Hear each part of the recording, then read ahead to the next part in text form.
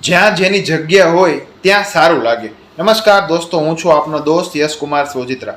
આજે મારે વાત એ કરવી છે કે છેલ્લા 4-5 દિવસથી ગુજરાતમાં એક ખાસ પ્રકારનો વિશેષ રાજકીય વિવાદ ચાલે છે, જે કોંગ્રેસના રાષ્ટ્રીય અધ્યક્ષ મલ્લિકાર્જુન ખડગે દ્વારા કંઈક પ્રતિક્રિયાત્મકતાથી દેવાયેલું એક નિવેદન કે જે ગુજરાતની અસ્મિતા ઉપર હતું, કે જે ભાજપ દ્વારા એવું માનવામાં આવે છે કે એ ગુજરાતની અસ્મિતાને લાંછન લગાડનારું છે।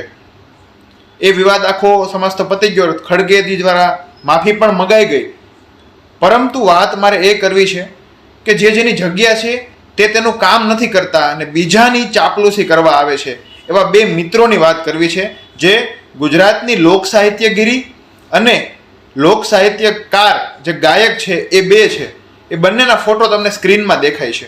એક છે કે જેમનો જોક્સ ખાલી કોઈ નિર્દોષ યુવાન બોલે અને સોશિયલ મીડિયામાં બોલે કે જે વાણી અને વિચારની અભિવ્યક્તિ છે, તો બેફામ મા બેન સામુ ગાળો ભાંડનાર એક લોકો આજે ગુજરાતની અસ્મિતા, અને એ પણ બીજેપીના ઓફિશિયલ પેજમાંથી અપલોડેડ છે। એટલે વિચારજો કે બીજેપીની સ્ક્રિપ્ટ લખીને, બીજેપીની સ્ક્રિપ્ટ દ્વારા બોલીને ક્યાંક અને ક્યાંક બીજેપીની ચાપલુસી કરનાર એક ભાઈ। નંબર 2, આ ભાઈ ગાયક કલાકાર છે।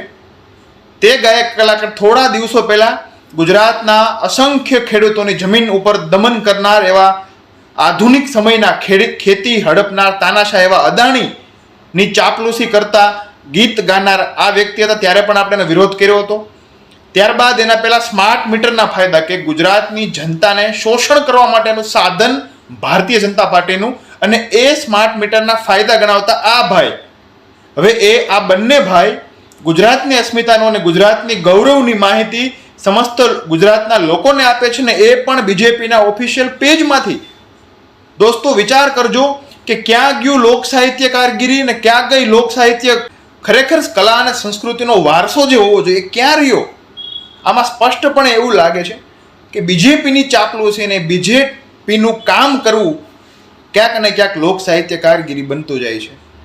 અરે મારે આ બંને મિત્રોને એટલું કહેવું છે કે તમારે ખરેખર ગુજરાતના સંસ્કૃતિની અને ગુજરાતનું ગૌરવ અને ગુજરાતની અસ્મિતાની વાત કરવી હોય તો ત્યારે તમે ક્યાં ગયા હતા કે જ્યારે આજ ભારતીય જનતા પાર્ટીએ ગુજરાતનું અમદાવાદનું સરદાર વલ્લભભાઈ પટેલ સ્ટેડિયમનું નામ બદલાવીને નરેન્દ્ર મોદી સ્ટેડિયમ કરીને દુનિયાને એવો મેસેજ આપ્યો કે અમે તાનાશાહ છીએ, આવો મેસેજ આપનાર ભાજપની સામું ત્યારે કેમ ન બોલ્યા બંને ભાઈઓ? બીજી વાત, ગુજરાતમાંથી કરોડો રૂપિયાનું ડ્રગ્સ કે જે આજે દેશના યુવાધનને બરબાદ કરનારું મળે છે સતત અને સતત, ત્યારે તમે કેમ તમારા કાર્યક્રમમાં અને તમારા ગીતમાં નથી બોલતા? ત્રીજી વાત, ગુજરાતમાં આજે કાયદો વ્યવસ્થા અને ખેડૂતો ઉપર માઠી અસર ભારતીય જનતા પાર્ટી દ્વારા ક્યાંક ને ક્યાંક બેસાડવામાં આવી છે, અને એની એક કુનીતિના કારણે, ત્યારે તમે કેમ નથી બોલતા? માત્ર ને માત્ર તકનો લાભ જોઈને ભાજપના સીટોમાં બેસવા માટે, ભાજપના વખાણ લેવા માટે અને ભાજપના પેજમાંથી અપલોડ થવા માટે તમે ભાજપની ચાપલુસી કરો છો, એ ગુજરાતની જનતા જાણે છે। કાલ સુધી તમે કાંઈ નહોતા ભાઈ, તમે સામાન્ય જનતાના પૈસાથી આગળ આવેલા કલાકારો છો, આ તમારે યાદ રાખવું પડશે। તો તમારે સામાન્ય માણસોના પ્રશ્ન બાબતે તમારા મંચ ઉપરથી જો બોલવાનું હોય તો બોલવાનું હોય, અધરવાઇઝ ચૂપ રહેવાનું હોય, કહી દેવાનું હોય કે અમારાથી નહીં થાય।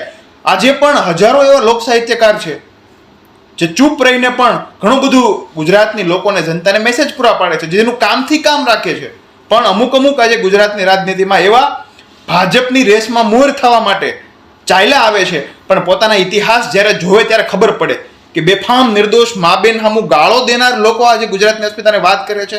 અને બીજો ભાઈ, કાલ સુધી અદાણી, સ્માર્ટ મીટરના ફાયદા, જ્યાં મોકો મળે ત્યાં ભાજપની ચાપલુસી અને ભાજપની એજન્ટગીરી કરવામાંથી નવરા નથી આવતા।